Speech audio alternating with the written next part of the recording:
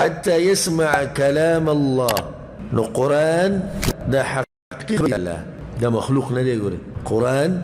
مخلوق ندي، ځکه چې دا الله خبري، دا الله خبري، دا الله صفت شو، دا الله صفت خو مخلوق ندي کنه، ځکه چې الله مخلوق ندي، الله خالق. نو الله خبري کوي څنګه چې وغواړي،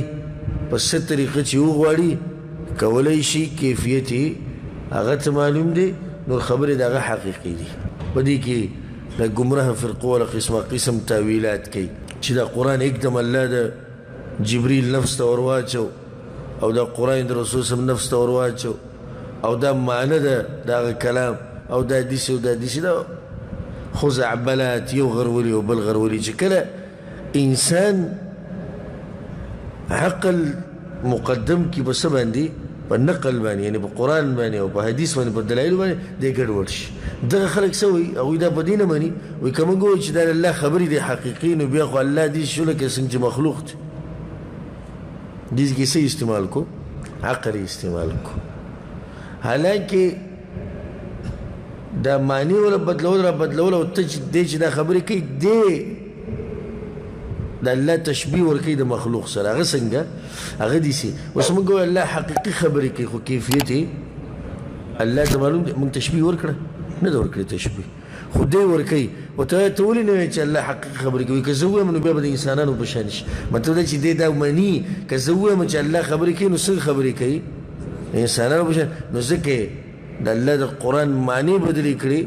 او د ځان نه پکې خبرې زیاتې کړي. حتى يسمع كلام الله.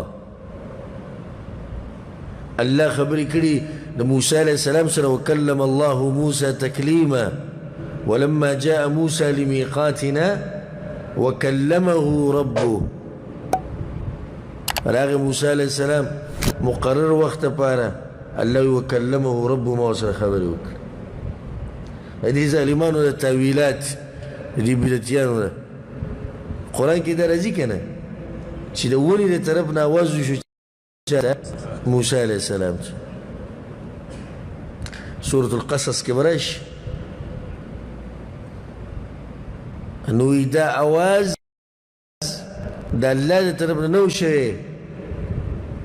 دا خو د دې ونې د طرف نه شوی. خو د ونې طرف نه شوی چا کړو؟ د ونې کړو. ای یا موسی انني انا الله. ونوي چې زه الله یم؟ نه. ښه تو ته دا حدیث پیش کوه. حدیث کې راځي چې الله د شپې درېیمه حصه کې د دنیا اسمان ته راکوزېږي او وایي که څوک بخانه غواړي چې ویې بخمه، که څوک توبه وباسي توبه وله قبوله کړمه. وی د دې مراد دغه حقیقت نه دی. ښه مراد دې څه دی؟ د الله ملایک راکوزېږي د دنیا اسمان ته، الله نه راکوزېږي. وایي نو یو خو دغه صفت یې ختم کړو، بیا په دې کې راټینګ صحیح ده. دا جدلا مناظرې دپاره به تا سره ومنو چې دا څوک راکوزېږي؟ ملایک راکوزېږي. پیغمبر صلی الله علیه وسلم په دې خبره ولیاذ بالله نه و پوه شوی، صحابه کرام نه و پوه شوي. هغه 400 کاله دغه خیر القرون یا 300 کاله، او دا صحابه کرام او تابعین او امامان بشمول د امام ابو حنیفه رحمه الله، هغوی په دې خبره نه و پوه شوي. شاباش نن دی په دې خبره باندې پوه شو چې د دې نه مراد د چا نازلېدلي؟ د ملایکو. زه ویسې شو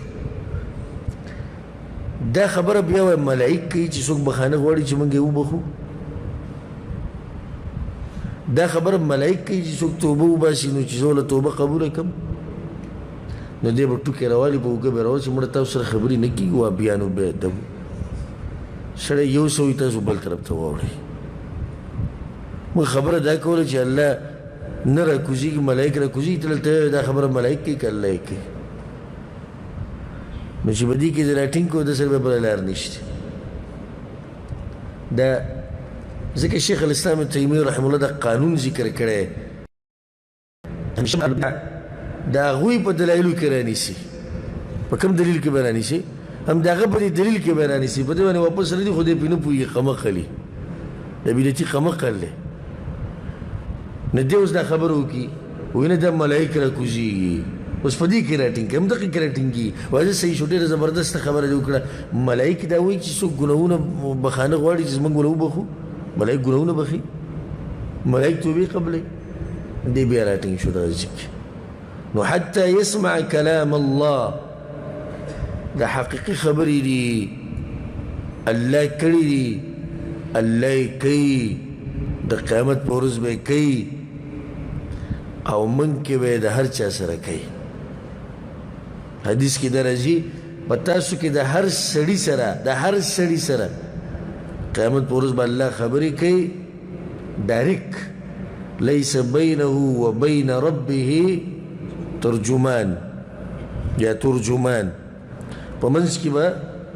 ترجمان نه ډایرکټ به تر الله سره خبرې کوي نو دا حقیقي خبرې څنګه چې د هغه د شان سره ښایي دویمه مسله زموږ دین څومره امن او امان ولري اگر که بعض جاهلان کوشش کوي چې زموږ د دین وشرموي او بیا دې مد مقابل کې چې کوم خلکو د اسلام سره نه لګي هغه به د هغوی نه غټ جاهلان دي نو چې دوی څو غلط کارو کوي چې هغوی دا وروته په څه باندې په مسلمانانو په اسلام باندې الله سوي ثم ابلغوه مأمنه بیا ورسوه دغه مشرک زید امن دغه ته راغلی استاد خواله وي زه څه اورم کلام الله قرآن اورم ځان پوه کوم الله وایي چې قرآن یې واورېدو ځان یې پوه کړو ایمان یې راوړو را نه وړو دغه جدا مسله ده دلته دا خبره نه کېږي ګورئ صرف یې قرآن واورېدو او وی نه راوړم ایمان ځه موږ به ووایو چې څه یې ووایي وی ایمان نه راوړم الله وایي واپس یې د دغه کلي او علاقې ته ښه په امن او امان کې ورسوه وګورئ دې نه ښایسته دین هم چې ته بل لیدلی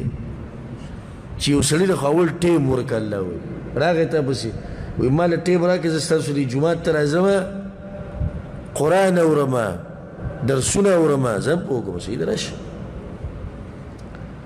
تا سره 15 ورځې ټیم دی راغی دغه مشرک او دغه دشمن د مسلمانانو 15 ورځې تېرې شو ها وروره نه منم اسلام نه منې نه منم راځه رئیس تا ورسو استازي ته دغه سړی تا ته مخامخ وي اسلام نه منم دی به واپس د خپل ته رسې که نه به رسې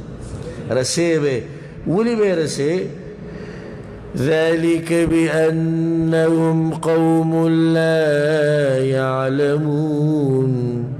دا په دې وجه چې دوی داسې قوم دی چې نه پوهېږي الله وایي سبا له بیا دا مشهوره کړي چې مسلمانان دوکهباز دي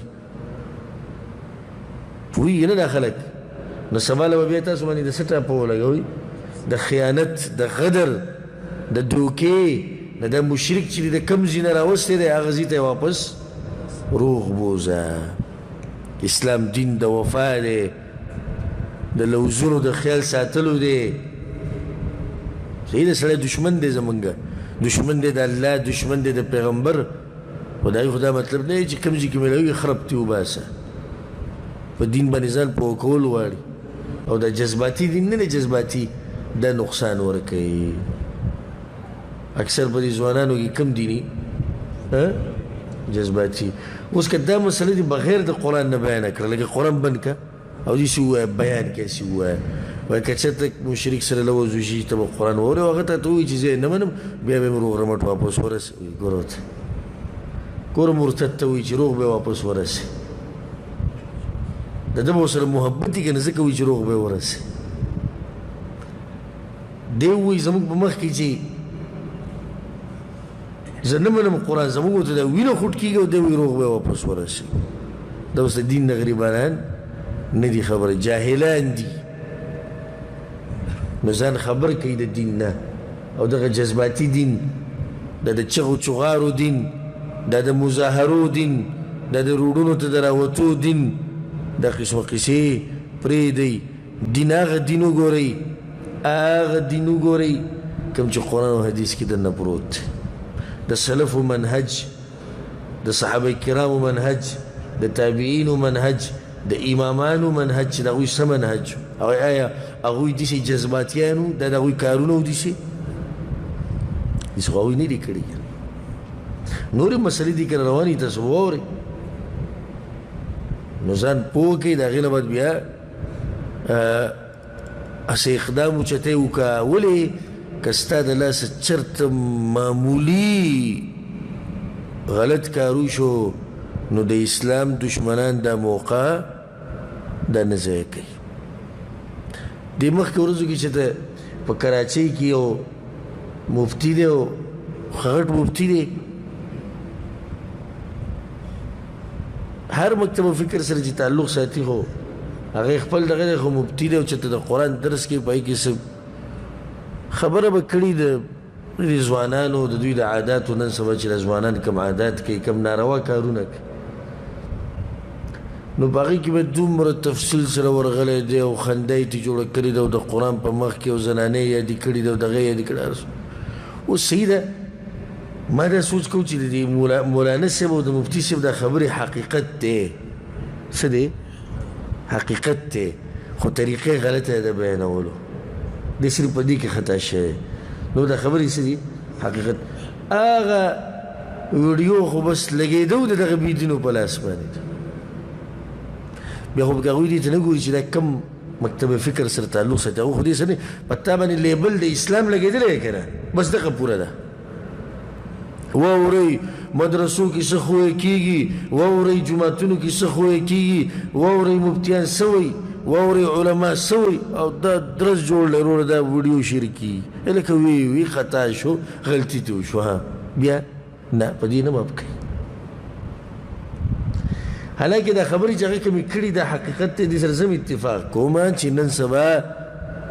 د ټیویانو ډیشونو موبایلو تباهي کړې د ځوانانو خو هغه لږ ډېر پکې جوور ورغی او بعض خبرې دي چې د ضرورت نه و نو چې د چا ظالم به ویډیو کړي ځکه دا هم ګورې ناروا کار دی او حرام دي چې یو عالم ته پته نه وي او ته ترې ویډیو کوې دا ګورې دوکه ده چېرته چې هم د یو عالم نه ویډیو کوې نو اول ګوره هغه ته تپوس وکړه زه به ګوره ویډیو کوم دا شان خبرې ټیپ کول دغه شان دا ټلیفونونه چې وکړي دا خبرې چې ټیپ کوي دا هم دوکه ده او حرام دي ته ما د ټلیفونو کې ما ته پته نه شي ته زما خبرې ټیپ کوې دا خو دوکه ده حرام دي دا ها ما ته ټلیفون وکړه وایه ګورې زه ستا خبرې ټیپ کوم صحیح ده که زما پر زه پر راضي یم زم صحیح ده مخکې خبرې کوه راضي نه یم بند کړه ټلیفون خو مسلمان ته ټلیفون کول غریب خبر نه دی او خبرې ته ټیپ کوې دا خو ته دوکه ورکوې مسلمان ته الله وایي ورسوه مشرک چېرته خپل ځي ته د مشرک هغه لوز او عهد چې تا سره شوی دی تا ورسره کړی هغه به پوره کوې نو مسلمان سره به څنګه دوکه کوې بیا دا پټې ویډیوګانې د هغه نه غریب نه چې د چا درس کې ته دغه ویډیو کړی ده هغه یې بیا نشر کړی دی هغه دومره نشر شوی دی د نصیحتونو ویډیو دومره نه چلیږي د نصیحتونو ویډیو دومره نه چلیږي خو هغه ویډیو چې د هغې د لاسه کوشش کوي د اسلام د بدنامولو د علماو د بدنامولو هغه چلیږي او چلیږي خبره مې ټولو دې پورې راواخیسته چې کیدای شي ستا معمولي حرکت د بېدینو په لاس ورشي او بیا به هغوی د هغې د لاسه څه بدناموي اسلام اوس په کار خو دا و چې دې ویلی چې دا د مفتي صاحب خپل موقف دی خو دا د هغه خپل کار شو که نه مفتي صاحب نه یادوي څوک یادوي اسلام یادوي مسلمانان یادوي او علما یادوي مدرسې یادوي جامعې یادوي جوماتونه یادوي دا ټول پکې دنده راغلي نو ځکه دا نصیحت تاسو ته چې هر خبره کې احتیاط کوئ